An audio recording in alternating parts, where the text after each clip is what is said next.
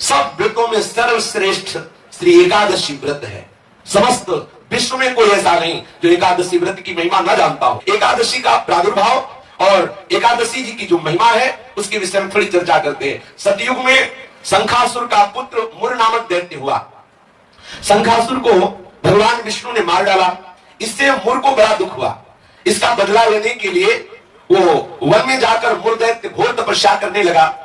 उसके तपस्या से संतुष्ट होकर सर्व सामर्थ्यशाली भगवान ब्रह्मा जी उसके समीप आए और उससे कहा कि तुम वरदान मांग लो। यह सुनकर मुर दैत्य बोला कि हे वरदाता नाथ, देवता, दैत्य, मुनि, मनुष्य, शिव, विष्णु और बड़े बड़े लोकपाल, दिक्पाल, जहां तक आपकी सृष्टि है, मुझे कोई समर में ना जीत सके ना कोई मार सके, ऐसा वरदान दीजिए।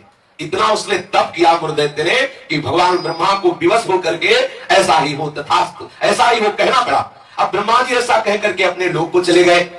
अब जो असुर है वो वर पाकर के बड़ा बलवान हो गया। जिस लोकपाल के पास जाता ललकार कर उसे परास्त कर देता, क्योंकि मर सकता नहीं। ब्रह्मा जी ने ऐसा वर दिया है। लोकपालों को जीतकर समस्त लोगों पर अपना उसने अधिकार कर लिया और समस्त लोकपालों के पद पर वो दैत्यों को नियुक्त करता।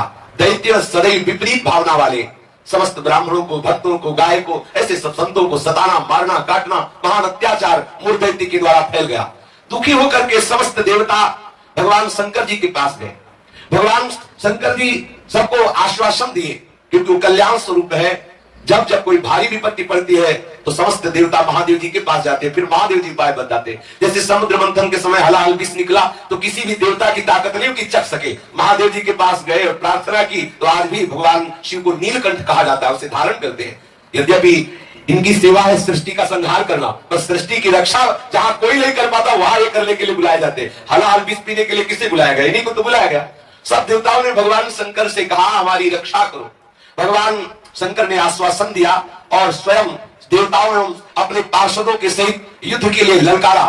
मुर दैत्य ने बहुत भयंकर युद्ध किया, लेकिन युद्ध में विजय मुर दैत्य की हुई, क्योंकि आशीर्वाद है भगवान ब्रह्मा जी का। अब देवताओं ने देखा दैत्यों की तो प्रबल सेना बढ़ती चली आ रही है।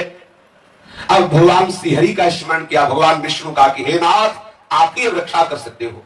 भगवान श्री विष्णु जी ने सुदर्शन चक्र का स्मरण किया और मुर दैत्य पर प्रहार किया।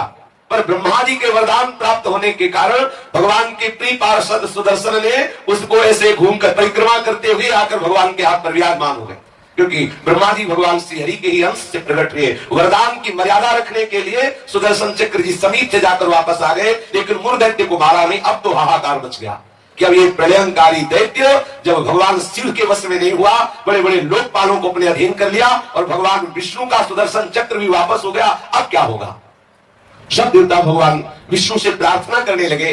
भगवान श्री हरि अद्भुत लीला विहारी है। भगवान विष्णु युद्ध छोड़कर भाग चले।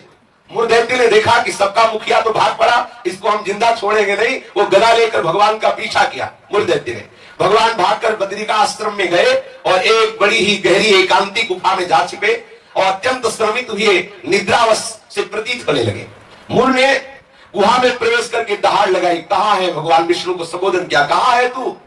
उसी समय भगवान के हृदय से एक दिव्य शक्ति प्रकट हुई और वो शक्ति कन्या के रूप में प्रकट होकर अपने परम तेज एवं दिव्य आयुधों से एक क्षण में मुर दैत्य को मार गिराया।